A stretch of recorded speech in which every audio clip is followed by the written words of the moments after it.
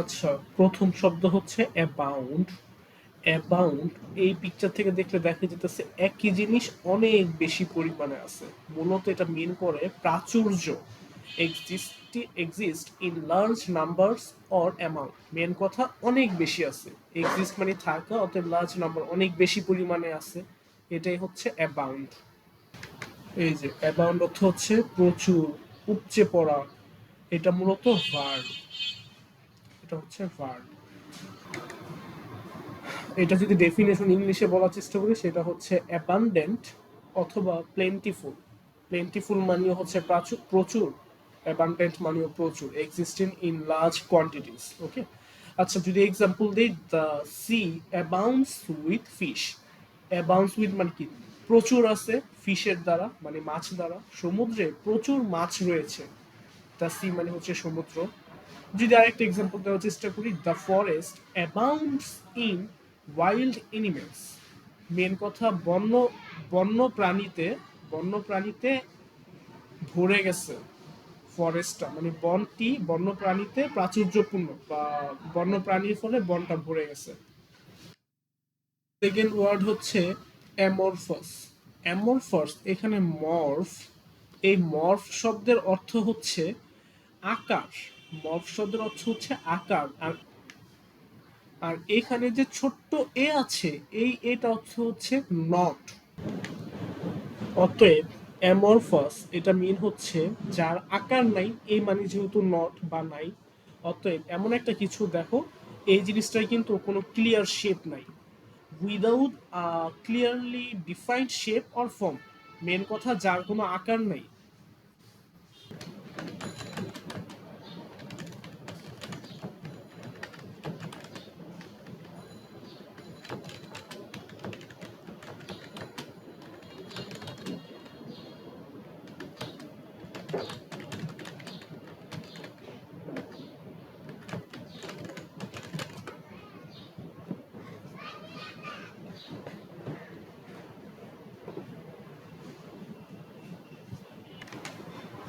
Amorphous যার অর্থ হচ্ছে নিরাকার, এটা মূলত একটা অ্যাডজেক্টিভ। সো আমরা বলতে পারি যে যে কোনো কিছুর দোষ গুণ এই টাইপের মিন করবে।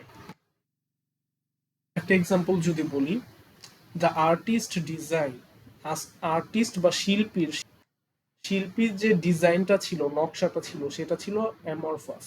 মানে সেই নকশাটা আকার আকৃতিহীন, নির্দিষ্ট কোনো আকার ছিল, lacking a defined shape or clear structure. এখানে এই লাইনটা আসলে অ্যামরফাস আছে না, অ্যামরফাসের অর্থ কি সেটা মিন করছে। অ্যামরফাসের অর্থ হচ্ছে ল্যাকিং আর ডিফাইন্ড শেপ। ডিফাইন মানে হচ্ছে কি নির্দিষ্ট, ডিফাইন্ড শেপ মানে কি, শেপ মানে আকৃতি, অতএব নির্দিষ্ট আকৃতির, ল্যাকিং মানে কি থাকবে না, কমতি। সো নির্দিষ্ট আকৃতির কমতি থাকবে বা থাকবে না। অর আ ক্লিয়ার স্ট্রাকচার মানে একটা নির্দিষ্ট কোনো আকৃতি থাকবে না, বা গঠন থাকবে না, বা ফরমেশন থাকবে না। অর্থাৎ এটা হচ্ছে extra line, extra part অ্যামরফাসের।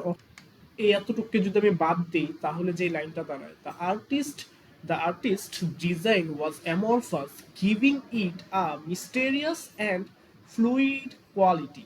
Mysterious মানে যে ডিজাইনটা করছে সেটা আসলে সেটা কি ছিল, মিস্টেরিয়াস মানে রহস্যময়, and fluid quality. Fluid quality মানে হচ্ছে তরল গুণ তৈরি করছে, মানে আর্টিস্টটা যে রঙের মাধ্যমে তৈরি করছে সেই রংটা খুবই নিখুঁতভাবে তৈরি করা হয়েছে, সেটাই মিন করছে। তারপরের ওয়ার্ডটা হচ্ছে অস্টিয়ার, যেটার অর্থ হচ্ছে স্ট্রিক্ট ইন ম্যানার। মানে এই মহিলাটা দেখলে তো বোঝা যেতেছে খুবই রাগান্বিত, সে আসলে খুবই স্ট্রিক্ট। অথবা এটা আরেকটা অর্থ মিন করে, সেটা হচ্ছে, আচ্ছা এই মহিলাটার দেখে কি মনে হইতাছে, একটা মঙ্ক বা একটা চার্চ এই টাইপের কিছু একটা, মানে পাদ্রি টাইপ কিছু একটা। এখন তার আসলে কি টাইপের লাইফ লিড করে, খুবই মানে জাঁকজমকপূর্ণহীন একটা লাইফ লিড করে, যেখানে কোনো কিচ্ছু নাই, আয়েশ নাই, আরাম নাই। এই জিনিসটাই হচ্ছে, এই জিনিসটাই বলা হয়েছে। এটা অর্থ হইতে পারে সে খুবই কঠোর, অথবা lack of comfort or luxurious, অর্থাৎ তার জীবনের মধ্যে কোনো কমফোর্ট নেই, কোনো আরাম আয়েশ নেই, খুবই জাঁকজমকহীন যেই লাইফ সেটা কি অস্টেয়ার বলা হয়। চলো আমরা একটু প্রোনাউন্সিয়েশনটা বোঝার চেষ্টা করি। Austere. Austere. যদি একটু স্লো মোডে দেই, Austere.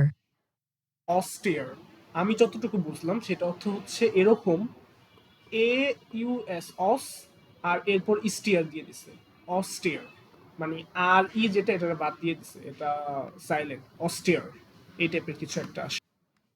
আচ্ছা, অস্টিয়ার এটার অর্থ হচ্ছে দুইটা, একটা হচ্ছে কঠিন, ওই যে বলছিলাম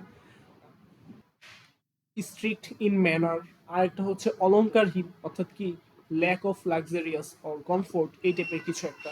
সো এই দুইটার অর্থ যে কোনো একটা হইতে পারে।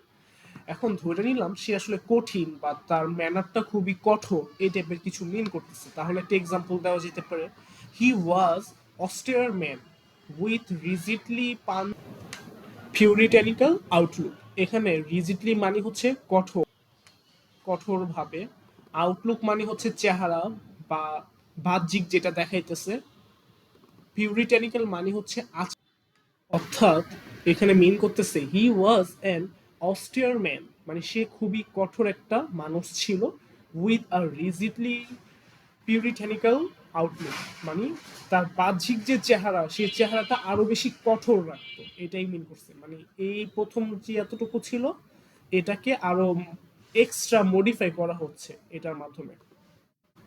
অতএব কঠোর এই অর্থটা বা কঠোর যেই ওয়ার্ড বা কঠোর বলতে যেটা বুঝাইতেছে এই ওয়ার্ড দ্বারা যখন কঠোর বোঝানো হয় সেই এক্সাম্পলটা আমরা দেখছি। এখন যদি আমি বলি অলংকারহীন বা lack of luxury of comfort এই টাইপের যদি কোনো কিছু হয়, তাহলে অর্থটা কিরকম বা সেই বাক্যটা কিরকম হবে, তাহলে এই টাইপের একটা আমরা বলতে পারি, the old monk led an austere life, মানে ওল্ড মঙ্ক, মঙ্ক মানে হচ্ছে কি সন্ন্যাসী, মানে বয়স্ক সন্ন্যাসীটা লেড, লিডের পাস্ট ফর্ম হচ্ছে ল্যাড, ল্যাড মানে হচ্ছে কি জীবনযাপন করা বা করতেন, অ্যান্ড অস্টারি লাইফ, অস্টার এটার মানে হচ্ছে কি খুবই জাঁকজমকহীন একটা লাইফ বা সংযমিক একটা লাইফ লিড করত, উইথ মিনিমাল, মিনিমাল অর্থ হচ্ছে একেবারে কম, সর্বনিম্ন।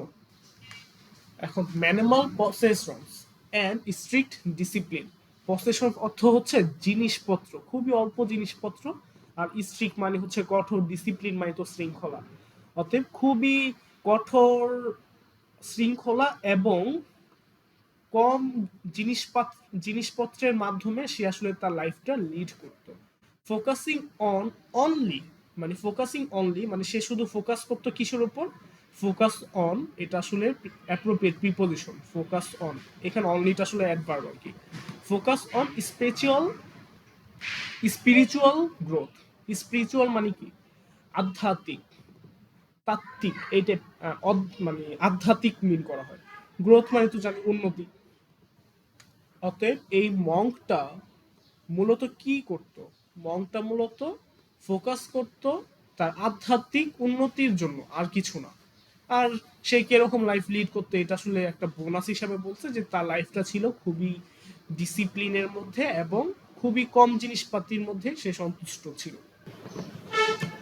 ভ্যালি, এখানে ভ্যালি অর্থ হচ্ছে fail to give a true impression of something, মানে তোমার মনটা খারাপ কিন্তু মানুষ ভাবতেছে তুমি খুশি আছো, এই টাইপের কোন একটা ইমপ্রেশন, মানে তুমি আছো একটা কিন্তু তোমার ইমপ্রেশনের মাধ্যমে হইতাছে আরেকটা, সেটাই হচ্ছে ভ্যালি। উদাহরণস্বরূপ এখানে দেখো, he is lively and alert manner, lively মানে হচ্ছে কি জীবন্ত, আর অ্যালার্ট মানে কি সতর্ক, সতর্ক যে বিহেভিয়ার সেটা ভ্যালিড হিজ ইয়ার্স, মানে তার বয়সগুলোকে কি করছে কমায় দিচ্ছে বা ভুল প্রমাণিত করতেছে, হয়তোবা তার বয়স বেশি কিন্তু মনে হইতেছে বয়সটা কমে গেছে, কিংবা তার বয়স ছিল কম কিন্তু সে যেরকম জীবন্ত আর অ্যালার্ট মনে হয়েছে যার ফলে মনে হইতে পারে যে তার বয়সটা অনেক বেশি, মেন কথা বাস্তবে যেটা না সেটা মনে হওয়াটাই আসলে ভ্যালি। আমি উচ্চারণটা ভ্যালি বলছিলাম বাট এটা উচ্চারণ হচ্ছে বিলাই, Belie. Belie. বিলাই, কারণ BELIE বিলাই, Belie. মিথ্যা ধারণা জন্মদান অথবা মিথ্যা বর্ণনা প্রদান করা এই টাইপের কিছুটা।